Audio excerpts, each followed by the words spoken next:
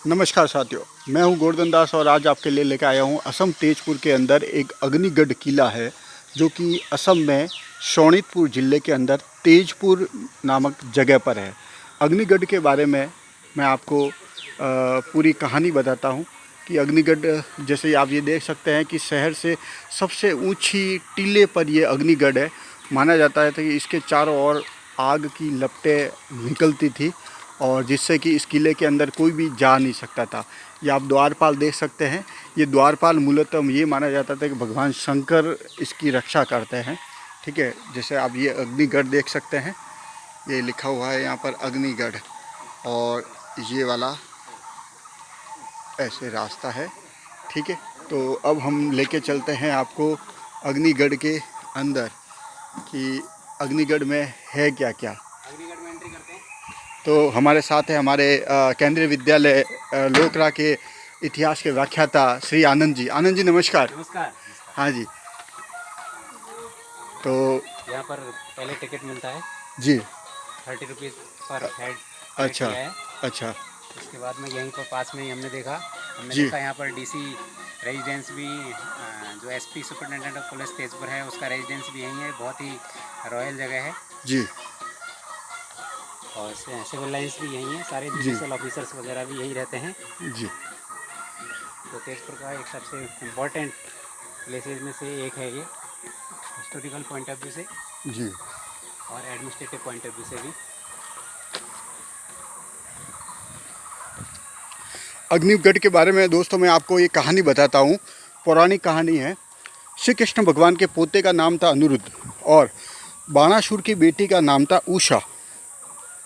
उषा को एक सपना आया जिसमें उस सपने के अंदर उसको कृष्ण भगवान के पोते अनिरुद्ध से प्यार हो गया। तो उसने क्या किया, उसकी एक फ्रेंड थी और सेविका भी थी जिसका नाम था चित्रलेखा।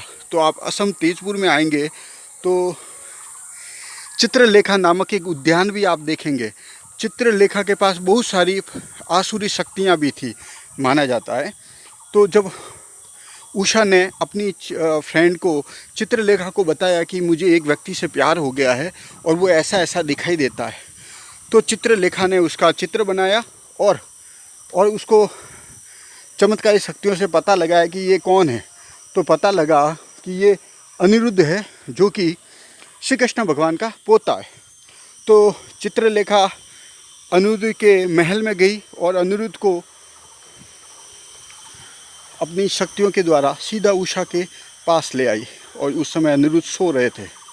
तो जब वो जागे तो जैसे उसने उषा को देखा तो उषा से उनको प्यार हो गया।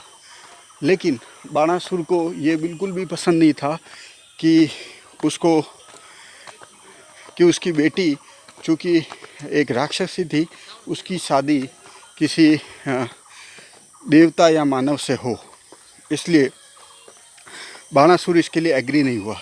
चूँकि बाणासुर श्री कृष्ण भगवान का सेवक था, इसलिए वो श्री कृष्ण भगवान से भी पंगा लेने के लिए तैयार था।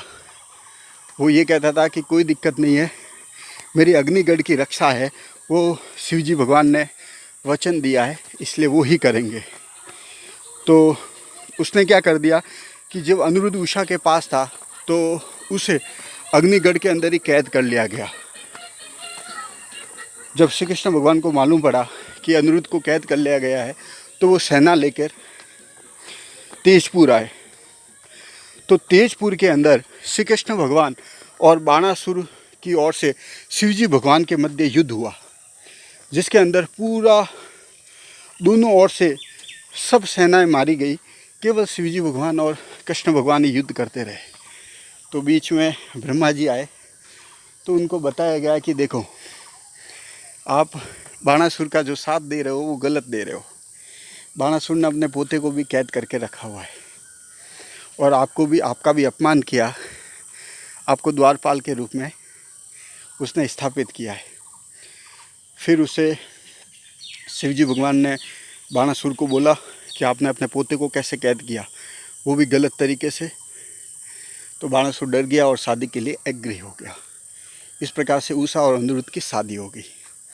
ये अग्निगढ़ किला बहुत ही ऊंचाई पर स्थित है। मैं आपको बहुत सारी मूर्तियाँ भी दिखाऊंगा जो उनके प्यार को दर्शाती है। सबसे पहले आप देखिए, ये तेजपुर का ब्रह्मपुत्र रिवर है।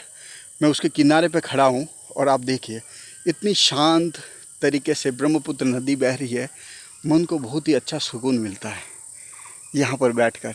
दूर दूर तक ब्रह्मपुत्र नदी फैली हुई है और यहाँ से पूरे शहर का नज़ारा बहुत अच्छी तरीके से देख सकते हैं हम। तो आगे चलते हैं। अग्निगढ़ किले के अंदर ये फोर्ट भी है।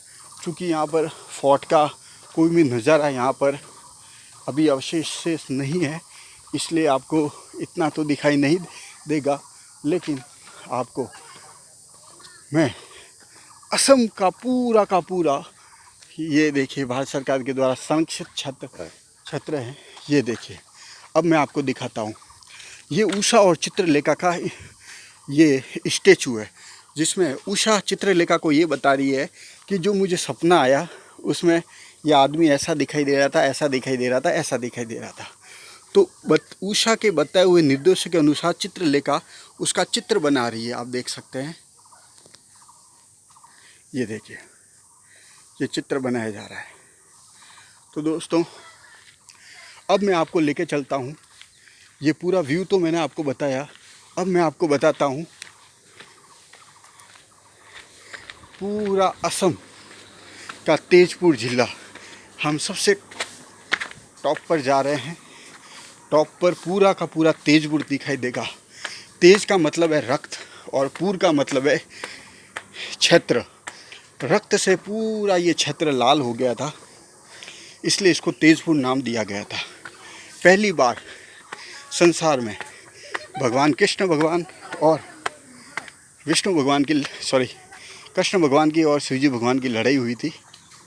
ये आप देखिए, ये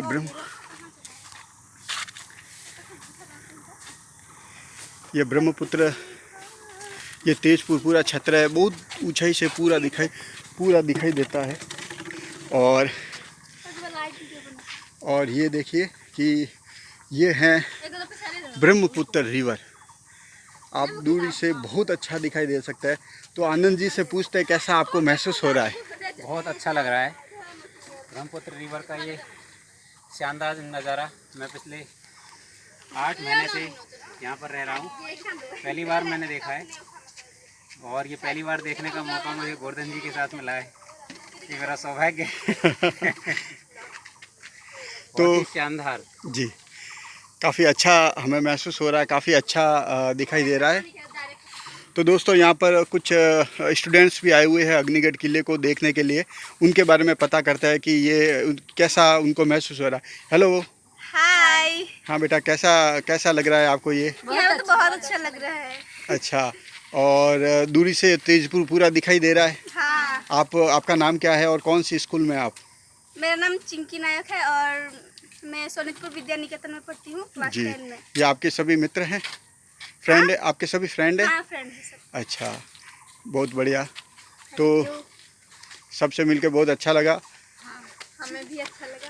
तो बेटा, तो आप सभी लोग देख सकते हैं कि यहाँ पर पिकनिक स्पॉट भी है और बहुत सारे लोग यहाँ पर आते हैं।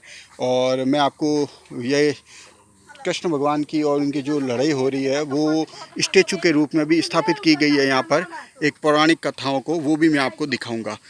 आपको नज़ारा मैं दिखा देता हूँ।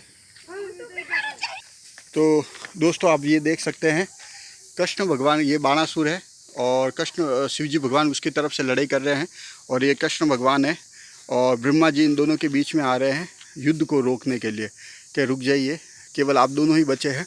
और ये छत्र है वो लाल हो चुका है, ठीक है। इसको बोला जाता है हरि हर युद्ध। मतलब हरि मतलब भगवान विष्णु और हर मतलब भगवान शिव। हरि हर युद्ध इसको बोला जाता है। दोनों का पहली बार युद्ध हुआ था।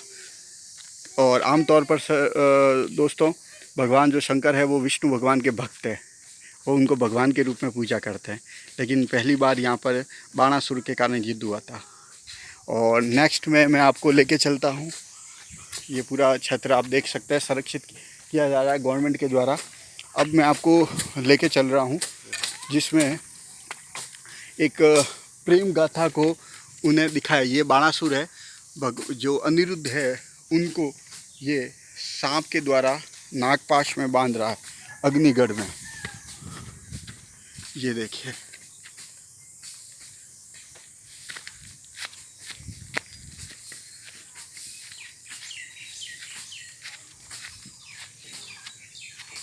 ये सांप में बांध रहा है, ये बाणासुर है, ये अनिरुद्ध है। अब ये आपको जो नेक्स्ट चित्र दिखाई दे रहा है, ये आनंद जी से पूछते हैं कि ये प्रेम कथा को वर्णित करे। आनंद जी, ये क्या चीज़ है? ये अनिरुद्ध और उषा का जो प्रेम विवाह है, अच्छा। फाइनली बाणासुर ने एक्सेप्ट कर लिया था अच्छा। शादी करना, तो उसका ये रेप्लिका बनाई हुई है यहाँ जी पर। अनिरुद्ध गंधर्व विवाह इसका नाम है। जी, गंधर्व विवाह हो रहा है ये। बिल्कुल। दोनों का जो लव मैरिज होती थी उसको पहले गंधर्व विवाह के नाम से जानते जी। और पीछे आप देख सकते हैं चित्रलेखा खड़ी है, जो उषा की फ्रेंड थी। उसी ने अनिरुद्ध को सपने में चमत्कारिक शक्तियों से उठाकर लेके आई थी। जैसे ये देखिए, ये चित्रलेखा है। ये चित्रलेखा अनिरुद्ध को सोते हुए बेड को सीधा लेके आ रही है उषा के पास ही। ये देखिए, ये अनिरुद्ध सो रहा है और ये चित्रलेखा हवा के माध्यम से ही अनिरुद्ध को सोते हुए उषा के पास लेके आ रही है।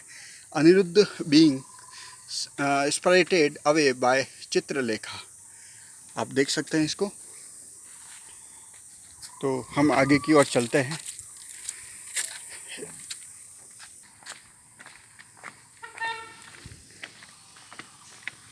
बहुत ही अच्छा नज़ारा है, बहुत ही शांति, बहुत ही ठंडक। और तेजपुर का सबसे रॉयल जो पैलेस होता है वो ये है। यहाँ पर बहुत अच्छे अधिकारी और काफ़ी पीसफुल और काफ़ी अच्छा एरिया माना जाता है ये दोस्तों बाणासुर है, वो भगवान शिव जी की तपस्या कर रहा है। उनको मना रहा है कि आप तेजपुर का, मेरी ओर से तेजपुर नगर की रक्षा है वो आपके द्वारा ही की जाएगी। तो भगवान शंकर प्रसन्न होते हैं और बाणासुर को ये वरदान देते हैं कि अगर तेजपुर पे कोई संकट आता है तो तेजपुर की रक्षा करने का उत्तरदायित्व मेरा होगा। तो आप ये चित्र देख सकते हैं।